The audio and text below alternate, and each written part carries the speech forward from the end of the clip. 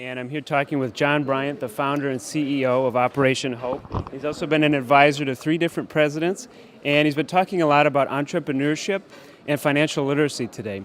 So I first wanted to ask, how, through your research and work, do you think that financial literacy can actually be a solution to a better economy? It's like the right to vote. It's like the right to vote is in a democracy. It's not just your right, it's your opportunity. You know, it's like you can complain about your president or your governor or your mayor, but once you in a democracy and you actually get the right to vote, you can actually kick the dude out, you know, or woman, right? And that's empowerment. Well, in a global economic environment, if you don't understand the language of money, financial literacy, if you aren't bilingual, and you don't have a bank account, well, you're an economic slave. I'll go a step further. People were asking, did I really mean the word slavery earlier? And I said, yes, I did. I'll repeat the quote. To live in a system of free enterprise and to not understand the rules of free enterprise must be the very definition of slavery. So you cannot fulfill your self-determination.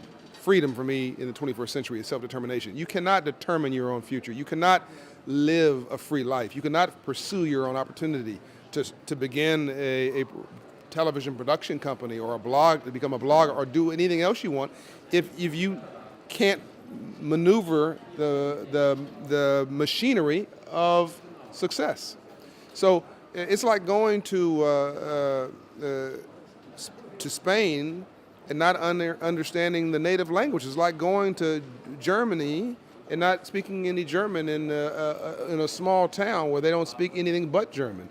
You can be the smartest person in the world, but you're not talking their language, and so you cannot actually engage yourself in the economy. So you need a relationship to success. A relationship starts with communication and understanding. So that's why I say this. It's not the overall solution, but the baseline, the global civil rights issue for the world is financial literacy. So once you have that, it's like putting seed corn in a field. It's like putting a fertilizer on ground. You have the environment to have growth. So, you know, where did we lose sight of that importance of financial literacy? Because people never talk about or forget that, like, for example, MLK's march was the March on Washington for jobs and freedom. And we talk about the freedom but not the jobs. Where historically did that shift, and how are you working to bring that back? 1865. President Lincoln was on the right course. He created a bank to teach freed slaves about money and give them access to capital. He was also going to make sure that every freed slave got 40 acres and a mule. This is not a giveaway program. The slaves actually built the South through free labor, so he was just reimbursing them for their investment. Those things would have created the seed corn, the opportunity, the access to capital, the understanding of free enterprise, to allow them to be contributors into society, taxpayers for society, and create jobs. That didn't happen because he was killed, and the whole scheme fell apart. And for 100 plus years, you had Jim Crow laws in the southern states in America. Now you can apply this same example all around the world to different countries. I'm just giving you my own example because you mentioned Dr. King. So Dr. King and my mentor, Andrew Young, wasn't fighting for jobs, opportunity, prosperity, homeowners, small business owners. They were fighting initially to take down white-only signs. So it was a fight for 12 years to get to zero. You know, it was a fight to try to get to a rational baseline where I don't have to fight to drink from from a different water fountain than you are drinking from. So the whole agenda of prosperity, of opportunity, was never actually executed. On top of that, because people were calling Dr. King a communist, if he was talking about as a Southern pastor, a liberal pastor, a sharing of wealth, then he would have been called a communist for sure. So they didn't want to distract the movement by having people write them off as Looney Tunes, so they didn't talk about money at all. So you combine the ignorance of money, a lack of understanding of how the system works, I've just described that, with an inability to talk about it politically, and you have, for various reasons, 150, almost 200 years of history where no one was given a memo. The poor were never given a memo on success. I'm trying to create a memo for the 21st century And for success. I call that's it my silver question. rights. What is that financial literacy? What do you mean by that? What do people need to learn that will make the economy grow by every individual doing better? Yeah, so there's a couple, thanks for the question. Number one, got to give you the tactical tools, financial literacy. But then that's sort of how the system works. Then we got to give you financial capability. What are you capable of doing? Part of that is confidence building, because for you to sit here and ask me questions or to approach me this morning takes personal confidence. For you to look me in the eye right now takes personal confidence. Well, half of success is confidence and self-esteem. But if you're poor, you've been beaten down, you've been depressed, you lack hope. So it's very interesting. The very thing you need as the first option to be successful, you actually don't have by virtue of the fact that you've been in this poor environment. So financial capability then must be included, be followed by financial inclusion. So now I'm going to give you an opportunity to engage into the economy, give you a bank account, give you a right to access to the system. And then it's about economic empowerment. It's about, okay, let me help you become a homeowner. Let me help you become a small business owner. You can't go get a job? Create a job. The guy who made the suit that I'm wearing, I didn't mention this morning because I thought I talked too much and I wanted to give everybody else room, but this suit was made by an Operation Hope success story.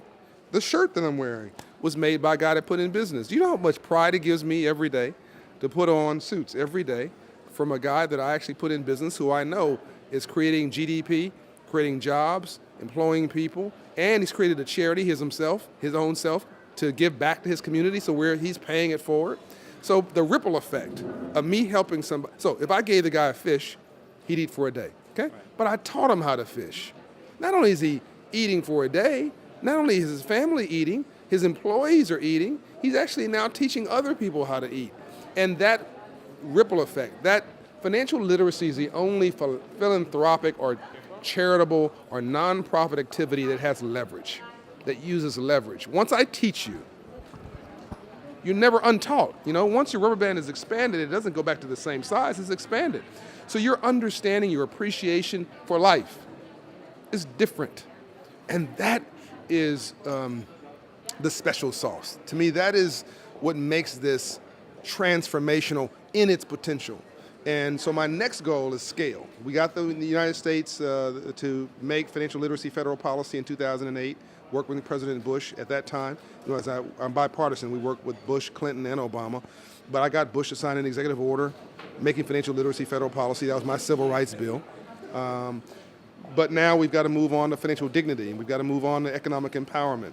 And then I've got to have scale to be able to affect 100 million people in America and 4 billion people around the world between now and 2020, when we need around the world about 415 million jobs for young people. If we don't do that, we're going to have a cataclysm. If we don't create these jobs, young people who are more than willing to be part of the solution will become part of the problem because they've lost hope. That leads me to my real quick last question.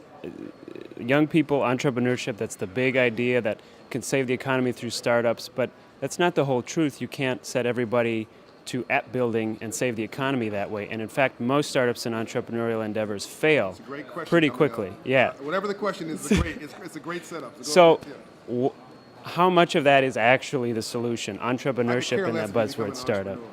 I could care less. Now, I want every school to teach entrepreneurship. And I've created a Hope Business in a Box Academy, which hopefully in one of these sessions I'll talk about, which is my solution for young people. And it's like taking a private school resource laboratory and putting it on top of a public school house. I even got Gallup to measure the outcomes from all this behavioral economics work.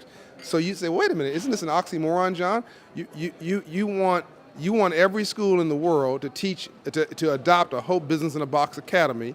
You've gotten Gallup to measure hope, well-being, financial literacy, and economic energy. You can actually fund the businesses for these young people up to $500 US to start a business. You're going to put a business role model to them and open a bank account so they can do it properly, but you don't care whether the business will succeed or fail? No. I'm trying to create leaders, not entrepreneurs. I told you the issue is confidence. But if I can make you immune to failure, not ashamed to trip and fall, if you can have an opportunity to have somebody invest in you at an early age, believe in yourself, have some experience with free enterprise, with starting something on your own, believing in yourself, pursuing it, no matter what the outcome. An entrepreneurial mindset works Whether you're running a household, or whether you're running a community center, or a city government, or your own life, or your own business. It is the can-do, empowerment-based, what I'm for, not what I'm against mindset that I will do anything from anywhere for any purpose at any time that is unique to an entrepreneur, that is always reimagining everything and creating solutions. That's just a winning attitude about life. That's my goal. Sounds like you got it. All right. Well, thanks a lot, John. I appreciate it. Thank you very I'll much. see you around. My pleasure.